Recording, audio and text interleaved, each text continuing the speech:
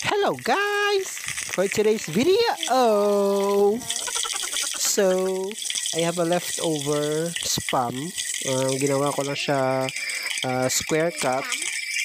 Yan, it means parang maliliit lang siya na cut na spam. I have a leftover. Then, yan, ginisa ko lang siya. Nilagyan ko ng bawang. Yan, gisa-gisa lang natin yan guys. Mekos na eh. And then, yan, gisa-gisa lang natin. Yan, gisa-gisa lang natin siya guys. So, ayan na yung tira, no? May tira lang kami. Kaya, ayan, nilagay natin sibuyas. Nilagay natin sibuyas. And then, yan, gisa lang natin sa hanggang lumabas yung aromatics niya, yung amoy niya guys.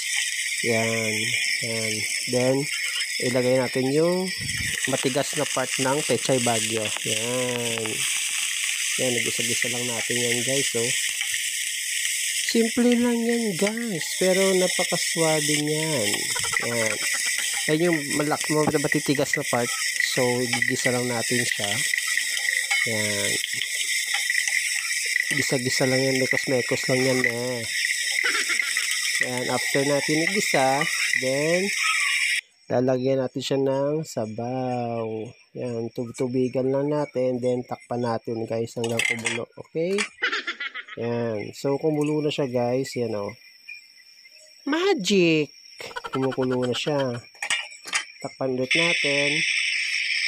How many minutes? Yan. Nilagay na natin yung malambot na part, yung dahon ng pechay bagyo.